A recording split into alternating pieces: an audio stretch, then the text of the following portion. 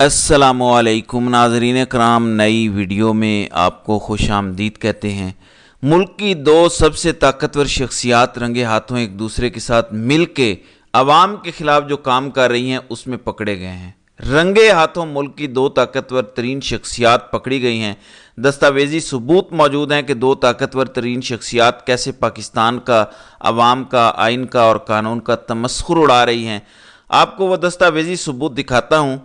इन दो शख्सियात ने पाकिस्तान का मजाक बना के रख दिया है। पाकिस्तान की अवाम 3 करोड़ लोग फैसला करते हैं कि एक शख्स है जिसे हम अपना लीडर मानते हैं। 3 करोड़ लोग उसे वोट देते हैं और कहते हैं कि ये लो मुल्क की चाबियां, ये तुम्हारे हवाले। लेकिन एक 22वें ग्रेड का अफसर कहता है कि मुझे ये कबूल नहीं है, तुम सारे जाओ भाड़ में, और फिर वो पाकिस्तान को तहस नहस करके रख देता है। पहले मैं ये आपको ऑडियो क्लिप सुनाना चाहता हूं क्योंकि दस्तावेजी सबूत की सेंस तब बनेगी। फिर आपको बताता हूं कि अरशी शरीफ के कत्ल का मलबा खुफिया एजेंसी शरीफ खानदान पर डालने जा रही है। अगर डालने नहीं जा रही तो फिर कौन सी ब्लैक मेलिंग हो रही है, इस पर बात करते हैं। लेकिन ये जरा क्लिप सुने।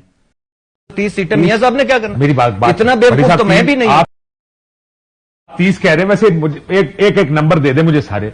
मैं एक बहुत सीनियर मुस्लिम लीग के दोस्त से मिला, जो हम बात कर रहे थे, यार ये 30 कह रहे हैं।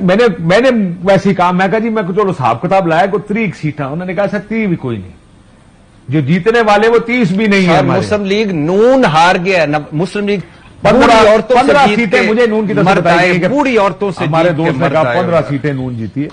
मुनीब 17-18 कह रहे हैं। मेरा ख्याल है दैट्स रफली the figure that they think जो शोर शॉट जीती हुई थी। बहरहाल सवाल सारों पे उठ गया। जी, नून लीग के अपने लोग कह रहे हैं हम 17-18 सीटें जीते हैं। सब ये कह रहे हैं। मुनीब फारूक जो कंपनी का टाउट है वो भी कह रहा है 17-18 सीटें नून लीग जीती है। ये किसने किया है? ये 22वें ग्रेड के अफसर और एक अदालती सांड ने किया है।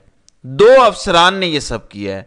पाकिस्तानी कौम के साथ खिलवाड़ हुआ है, ये आपने याद रखना है। ये ऐसा खिलवाड़ है कि इसकी सजा आर्टिकल 6 के तहत सजाए मौत होनी चाहिए। सबसे पहला राइट किसी भी मुल्क में जिंदगी की हिफाजत का और उसके बाद अपने नुमाइंदे चुनने का है। ये दोनों राइट्स ये दोनों लोग अवाम से छीन रहे हैं। आपको नाज़रीन कराम अब दस्तावेज वो दिखाता हूं जिससे इनके गठ जोड़, इनकी क्लूजन का पता चलेगा। ये नाज़रीन एक पेपर है, इसमें आपको कुछ लोगों के नाम नजर आएंगे। ये उन लोगों के नाम हैं जो बेचारे मजलूम लोग फौज की नाहक कैद में हैं। नाज़रीन कराम याद रहे कि तकरीबन 20 लोगों का ये कहा था कि सज़ा नहीं होगी, उन्हें बरी कर दिया गया। लेकिन आज ये मुद्दा खुल के सामने आया है और आपको बताता हूं कि 2 लोगों ने कैसे अवाम को चूना लगाया है। आज ये मुद्दा खुल के सामने आया कि इन सब को 1-1 साल की कैद बा मुशक्कत हुई थी। इनमें से ज़्यादातर के 10 महीने मुकम्मल हो गए, तो इससे पहले 22वें ग्रेड के एक अफसर ने इन सब की सज़ाएँ माफ़ कर दी। यानी बड़ी दरिया दिली का मुजाहरा किया।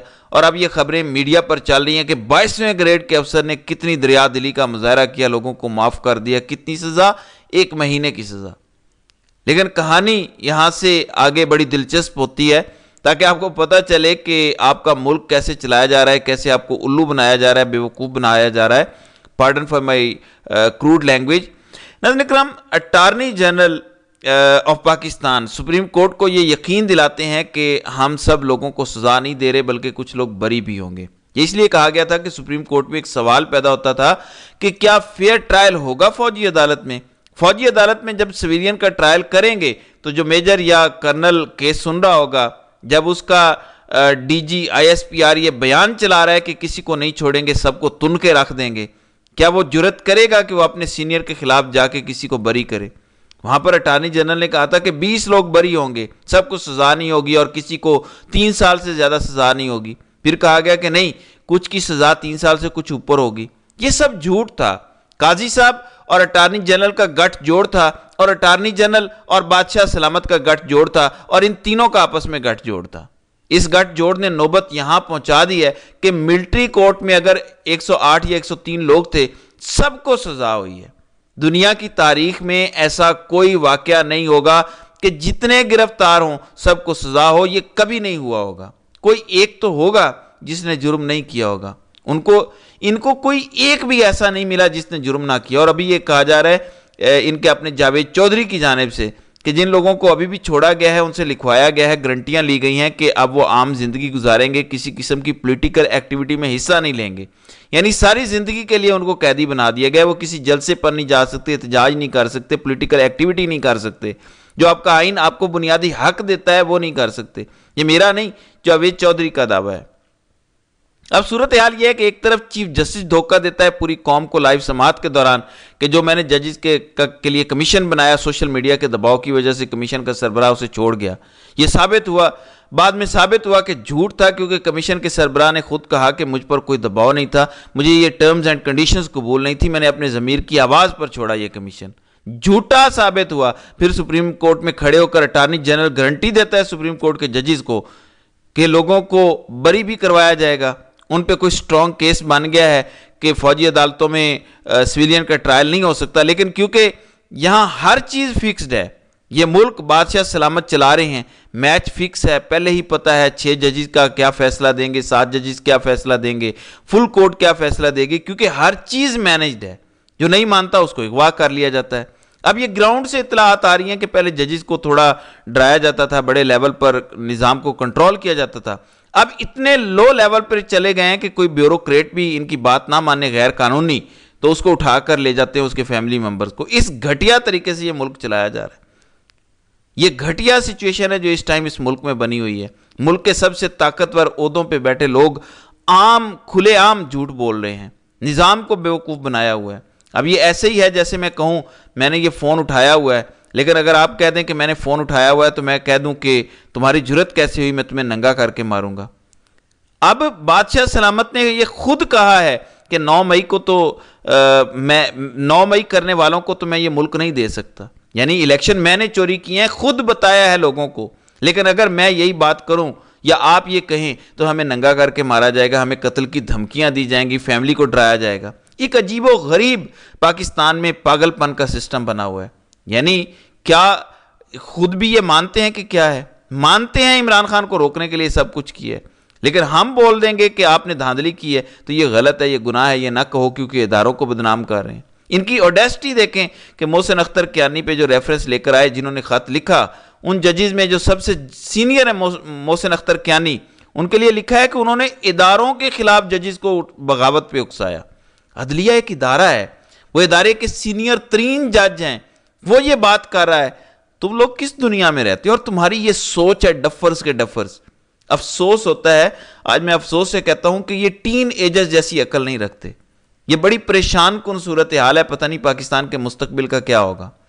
ناظرین کرام ذرا چیک کریں، آپ کو ایک درخواست نظر آ رہی ہے FIR کی، Shakir Ali son of Akbar Ali, residence of house number 1037 street number 109 sector G9 اسلام آباد۔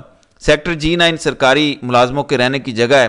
اس نے درخواست دی FIR درج کرنے کی، نہیں ہوئی تو اس نے عدالت سے رجوع کیا، اس میں انہوں نے فریق بنایا SHO کراچی کمپنی G9 والے کو، SHO اسلام آباد اور IGP اسلام آباد کو۔ درخواست اس کی یہ ہے کہ حسین نواز، نواز شریف، شہباز شریف، مریم نواز، مریم اورنگزیب، اسحاق ڈار، سلمان شہباز، حمزہ شہباز، پرویز رشید، رانا ثناء اللہ، ناصر بٹ، وقار احمد اور خرم احمد پر cold blooded murder of Arshad Sharif کی FIR درج کروائی جائے۔ یہ اس نے مدعا عدالت کے سامنے رکھا ہے کہ میری FIR درج کرے۔ اب ارشد شریف کی FIR ان کی والدہ کو درج نہیں کروانے دی گئی، ان کی اہلیہ کو نہیں کروانے دی گئی، کسی کو بات تک نہیں کرنے دی گئی۔ سپریم کورٹ کی جرت نہیں ہے، اپیل پڑی ہے قاضی صاحب کے پاس، کوئی پتہ نہیں کب سنی جائے گی۔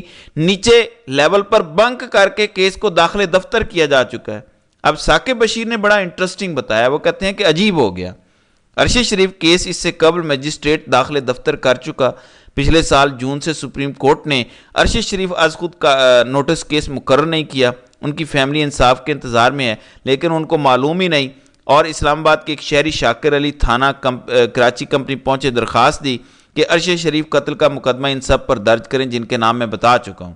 پھر سیشن کورٹ پہنچے، درخواست میں لکھا کہ ارشد شریف کا قتل قومی سانحہ ہے، اس قتل کا مقدمہ کوئی بھی شہری درج کرا سکتا ہے۔ ارشد شریف نے شریف فیملی کے خلاف کرپشن کیسز پر پروگرام کیے، ان کی 1998 سے کینیا میں کوئی شوگر مل بھی ہے، شریف فیملی کے خلاف مقدمہ بھی درج کرنے کا حکم دیں اور ان کا نام ECL پر ڈالا جائے تاکہ اشتہاری نہ ہو جائیں۔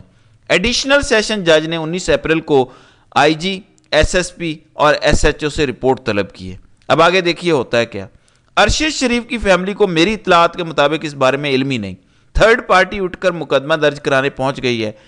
अदालत ने भी कार्रवाई आगे बढ़ा दी है। अजीब ही है। देखें पाकिस्तान में कोई अदालत हमारी खुफिया एजेंसी की मर्जी के बगैर कोई कार्रवाई नहीं करती। अब ये क्या है? देखें पाकिस्तान में जो कुछ होता है उसके पीछे कोई और खेल चल रहा होता है। अब सुनने में आ रहा है कुछ दिन पहले कि नवाज शरीफ बड़े सदमे का शिकार है कि वादा उनसे किया गया था वजीर आजम बनाने का, जबकि शहबाज शरीफ को बना दिया गया। तो नवाज शरीफ मुल्क से भागना चाहते थे, नवाज शरीफ लंदन जाके बहुत सारे राज उगलना चाहते थे। ये खबरें आई, नवाज शरीफ का दिल जख्मी है, नवाज शरीफ बोलना चाहता है। जावेद लतीफ, राना सनाउल्लाह, कुछ दीगर लोग भी बोले। अचानक एक FIR तैयार होती है कि जाओ जमा कराओ। इस दौरान बैकग्राउंड में डील होती है। ये हमारा खुफिया एजेंसी का तरीका है ऑपरेट करने का। अब बैकग्राउंड डील होगी कि मियाँ साहब स्टिल आपको झटका लगा हुआ है, तबीयत स्टिल खराब है, तो बताएं कुछ आगे बढ़े हम। जज साहब फिर आर्डर करें FIR दर्ज करने का।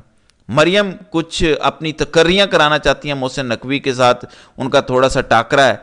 तो इस तरह की कुछ चीज़ें हैं जो आपको अगले दिनों में होती हुई नजर आएंगी कि नून लीग मुकम्मल सरेंडर कर देगी और ये सब कुछ रफा दफा हो जाएगा। लेकिन अगर सरेंडर ना किया तो आप देखेंगे कि जज FIR दर्ज कराने का हुक्म दे देगा और फिर इनको जो रगड़ा लगाया जाएगा वो आपके सामने होगा। तो नाज़रीन इकराम, आपकी इस वीडियो के हवाले से क्या राय है? आप अपनी राय का इजहार कमेंट सेक्शन में ज़रूर कीजिएगा।